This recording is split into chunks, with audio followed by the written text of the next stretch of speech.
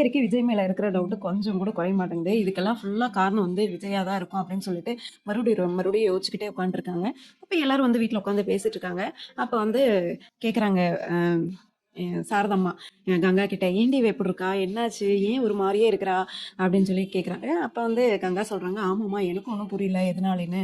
ஒருவேளை அந்த அந்த விஷயத்தை பத்தி பேசி யோசிச்சுட்டு இருப்பாளோ அப்படின்றப்ப கரெக்டா அப்படிதான் கார்த்திகிட்ட யார் போய் சொன்னது, கார்த்தி வீட்டுக்கு யார் போனது அப்படின்ற டவுட் வந்து மறுபடியும் வந்து காவேரி மனசுல போயிட்டே இருக்கு. அப்ப வந்து விஜய் தான் போயிருப்பாரு, வேற யார் போயிருப்பா அப்படின்னு சொல்லிட்டு அப்ப சாரதமா கேக்குறாங்க, ஏன்டி இப்படி உட்காந்துருக்க அப்படின்னு சொல்லி கேக்குறாங்க. அப்ப வந்து காவேரி சொல்றாங்க, நான் வந்து யோசிச்சுட்டு இருக்கேன், அங்க யார் போய் சொல்லியிருப்பா, இந்த வேலையை யார் பார்த்திருப்பா, இப்ப விஜயை தவிர வேற யாருமே பண்ணியிருக்க மாட்டாங்க அப்படின்னு சொல்லி சொல்றாங்க.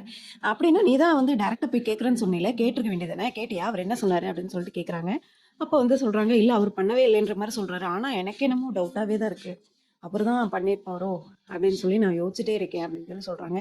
அப்ப கங்கா சொல்றாங்க, அவருக்கு என்னடி லாபம், அவர் தான் நான் பண்ணலன்னு சொல்றாருல, அப்புறம் என்ன, அதை விட வேண்டியதானே, நீ ஏன் உனக்கு பிடிக்கல அப்படின்னு சொல்லி சொல்லிட்டான்ல விடு அப்படின்றாங்க. அப்படியெல்லாம் விட்டுற முடியாதுக்கா, யாரு போய் சொன்னாங்க அப்படின்னு எனக்கு தெரிஞ்சாகணும் அப்படின்றாங்க.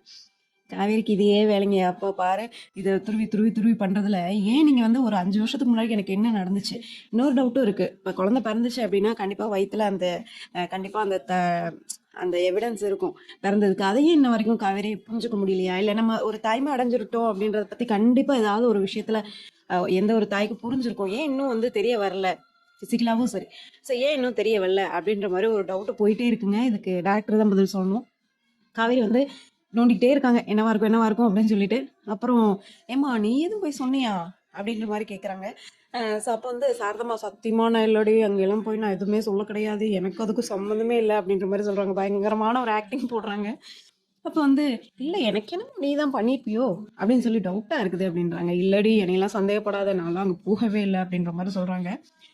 சரி அப்படின்னு விட்டுறாங்க, போன போகுது அப்படின்னு விட்டுட்டு. ஆனா அந்த விஷயத்த அப்பதான் விடுறாங்களே தவிர மறுபடியும் தொடர்றாங்க. என்ன பண்றாங்க, மேல போய் நின்னுட்டு நைட்டு வந்து யோசிச்சுக்கிட்டே இருக்கிறாங்க.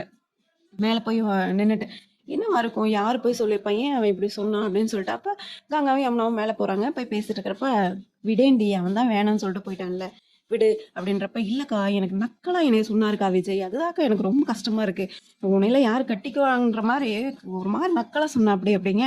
உடனே யமுனா சொல்லுவாங்க, இந்த ஜென்மத்துல எனக்கு என்னமோ விஜய் தான் உனக்கு கல்யாணம் பண்ணிக்குவாரு அப்படின்னு சொல்லி தோணுதுக்கா அப்படிங்கிறப்ப, காவேரி என்ன சொல்றாங்கன்னா, அப்படி ஒரு விஷயம் நடந்துச்சு அப்படின்னா நான் கல்யாணமே பண்ணிக்காம இருந்துக்குவேன் அப்படின்ற மாதிரி சொல்றாங்க. ஸோ இது இப்படியே கொண்டு போனால் மக்களாகி நமக்கு ரொம்ப போர் அடிச்சிடும், கொஞ்சம் ட்ராக்கை மாற்றினா நல்லா இருக்கும்னு தோணுது. அதுக்கப்புறம் பார்த்தீங்க அப்படின்னா, விஜய் வந்து வீட்டுக்கு அவங்க தாத்தா வந்து கூட்டிட்டு போறாரு. கூட்டிட்டு போயிட்டு, உன்கிட்ட ஒரு முக்கியமான விஷயம் பேசணும் அப்படின்னு சொல்லி சொல்றாரு. அப்போ அந்த முக்கியமான விஷயம் அப்படின்னா, என்ன தாத்தா, என்ன பேச போறீங்க அப்படின்னு சொல்லி கேட்குறாங்க. இந்த மாதிரி நீ வந்து குழந்தைய வந்து வேற ஸ்கூல்ல சேர்க்குற ஐடியால இருக்க, ஸோ அது வேண்டாம், இப்போதைக்கு வேண்டாம், குழந்தை வந்து ரொம்ப வெக்ஸா இருக்கிற மாதிரி இருக்கா, அதனால வந்து நீ வந்து ஸ்கூல் மாற்ற வேணாம் அப்படின்றாங்க.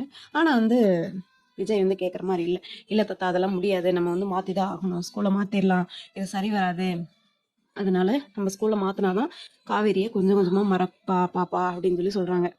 தாத்தா ஒன்று கேட்குறாரு, ஏடா இப்படி நீ சொல்ற இல்ல, ஒருவேளை நீ வந்து வேற ஸ்கூல் மாத்திட்ட, வேற இடத்துக்கே போயிட்டேன்னு வச்சுக்குவேன், அப்படி இருந்தும் வந்து மறக்கல அப்படின்னா நீ என்ன பண்ணுவ, உன்னால அது முடியுமா அப்படின்னு சொல்லி கேட்குறாங்க. அப்போ வந்து விஜய் ரொம்ப யோசிச்சுட்டு, இல்லை தாத்தா நான் ரொம்ப தெளிவாக இருக்கேன், முடியுதோ முடியலையோ கூட்டிட்டு போயிடலாம், நம்ம வந்து வேற ஸ்கூல்ல சேர்த்துடலாம் அப்படின்ற மாதிரி சொல்றாங்க. ஆனா வந்து தாத்தா வந்து ஒத்துக்கிறதா இல்லை. பாப்பா குழந்தை மனசு நீ இது பண்ணாத, அவ வந்து ரொம்ப சேடா இருக்கா, நீ வெளியில கூட்டிட்டு போ, ஸ்கூலை மாத்துறது விட்டுரு, இல்லைன்னா ஸ்கூலுக்கு கூட்டிட்டு போ, அதே ஸ்கூலுக்கு கூட்டிட்டு போ அப்படின்னு சொல்லி சொல்றாங்க. சரின்னு ஒரு வழியா ஒத்துக்கிட்டு ஸ்கூலுக்கு கூட்டிட்டு போலான்ற முடிவுக்கு வந்துடுறாங்க. பாப்பா கிட்ட போறாங்க. பாப்பா அப்பதான் தூங்கிட்டு இருக்கா. எழுப்பி விட்டுட்டு, அம்மா போலாமா அப்படின்னு சொல்லி கேக்குறாங்க. உடனே பாப்பா இருந்துட்டு, எங்கப்பா அப்படின்னு சொல்லி கேக்குறாங்க. கேக்குறப்ப, இந்த மாதிரி நம்ம ஸ்கூலுக்கு போலாமா அப்படின்னு சொல்லி கேக்குறப்ப, எந்த ஸ்கூலுங்க, நீ ஏற்கனவே போயிட்டு இருந்த ஸ்கூல் தான் அப்படின்னு சொன்னோன்னே, அந்த குழந்தை ஃபேஸ்ல அவ்வளோ ஒரு ஹாப்பி, ஐயோ நம்ம அதே ஸ்கூலுக்கு போக போறோம் அப்படின்னு சொல்லிட்டு. அப்ப வந்து சொல்றாங்க அந்த பாப்பா, அப்பா நான் எவ்வளோ மிஸ் பண்ணேன் தெரியுமா, ஸ்கூலே சரி, என் ஃப்ரெண்ட்ஸையும் சரி, காவேரி மிஸ்ஸே சரி, எல்லாத்தையும் நான் ரொம்ப மிஸ் பண்ணேன் அப்படின்னு சொல்லிட்டு. அப்போ வந்து விஜய் வந்து யோசிக்கிறாரு, என்ன மாதிரி பேசலாம் பாப்பா கிட்ட அப்படின்னு சொல்லிட்டு பேசுறாங்க. என்னன்னா, நீ வந்து ஸ்கூலுக்கு போ, எல்லாமே பண்ணு, நான் வேணான்னு சொல்ல, அதே ஸ்கூலுக்கு தான் நீ போறேன், ஆனா காவேரி மிஸ் கிட்ட மட்டும் டிஸ்டன்ஸை நீ மெயின்டைன் பண்ணும், பழைய மாதிரி நீ நடந்துக்கூடாது அப்படின்ற மாதிரி சொல்றாரு. அப்போ பாப்பா யோசிக்குது, ரொம்ப சேடாக ஃபீல் பண்ணுது. ஆனாலும் விஜய் விடுற மாதிரி இல்லை. அப்பாக்காக இது பண்ணுடா ப்ளீஸ், வேணாம், நமக்கு வேண்டவே வேணாம் அப்படின்ற மாதிரி சொல்றாங்க. ஸோ குழந்தை மனசுல இப்படி இப்போ பண்றது அப்படின்றது ரொம்ப ஒரு என்ன சொல்கிறது, ப்ராக்டிக்கலாக யோசிச்சு பார்த்தோம், இது கதையாக இல்லாமல் ப்ராக்டிக்கலாக யோசிச்சு பார்த்தோம் அப்படின்னா ரொம்பவே ஒரு கஷ்டப்படக்கூடிய ஒரு விஷயம் தான். குழந்தை எப்படி ஏற்றுக்கும் அப்படின்ற மாதிரி. ஒருத்தர்கிட்ட அட்டாச்மெண்ட்டாக இருந்துட்டு திடீர்னு பேசாதுன்னா குழந்தைங்களால அவ்வளோ சீக்கிரம் இது பண்ண முடியாது. ஆனால் காவேரி பாப்பா அவங்க அப்பாக்காக பண்ணுறா. என்ன ஆகுது அப்படின்னா ஸ்கூலுக்கு போகிறாங்க. ஸ்கூலுக்கு போனே காவேரி பார்த்தோன்னே ரொம்ப ஹாப்பி. ஐயோ அம்மா வந்துட்டியா அப்படின்னு சொல்லிட்டு அழுகுறாங்க. அவங்கள அறியாமே அழுதுட்டு, பரவாயில்ல எப்படியோ நான் ஸ்கூலுக்கு வந்துட்டேன், ரொம்ப சந்தோஷம் அப்படின்னு சொல்லி. யார் கூப்பிட்டு வந்தாங்க? அப்பா தான் என்னை கூப்பிட்டு வந்து விட்டாருன்னு பாப்பா சொல்லுது. பரவாயில்லையே அப்பாவே கூட்டிட்டு வந்து விட்டாரா அப்படின்னு சொல்லிட்டு ரொம்ப ஹாப்பியாக இருக்காங்க. ஆனால் பாப்பா அப்படியே பார்த்துட்டே இருக்குது. ஹக் பண்ணுறாங்க காவேரி குழந்தைய. ஸோ அதுக்கும் பாப்பா எந்த ரியாக்ஷனும் இல்லாமல் தான் இருக்காங்க. சரி வா கிளாஸுக்கு போகலாம் அப்படின்னு சொல்கிறாங்க. ஆனால் வந்து பாப்பா வந்து கிளம்புற மாதிரி இல்லை, நானே தனியாக போய்க்கிறேன் மிஸ் அப்படின்றாங்க. அப்போ பயங்கர ஷாக் ஆகுது காவேரிக்கு. ஐயோ என்னடா இப்படி சொல்கிறா அப்படின்னு சொல்லிட்டு. ஏன் அப்படின்னா விஜய் வந்து குழந்தைகிட்ட சொல்லி அனுப்பியிருக்காரு, என்னன்னா வந்து காவேரி கிட்ட டிஸ்டன்ஸை மெயின்டைன் பண்ணு அப்படின்னு சொல்லிட்டு. அதை தான் பாப்பாவும் ஃபாலோ பண்ணுறா. இது எத்தனை காலத்துக்கு போகுது, எத்தனை நாளைக்கு போகுது அப்படின்னு வெயிட் பண்ணி பார்க்கலாம். வர வர வந்து கொஞ்சம் இன்னும் சுவாரஸ்யமாக கொண்டு போனால் நல்லா இருக்குமோ அப்படின்னு தோணுது. நெக்ஸ்ட் ஒரு சூப்பரான வீடியோவில் நான் உங்களுக்கு பார்க்குறேன்.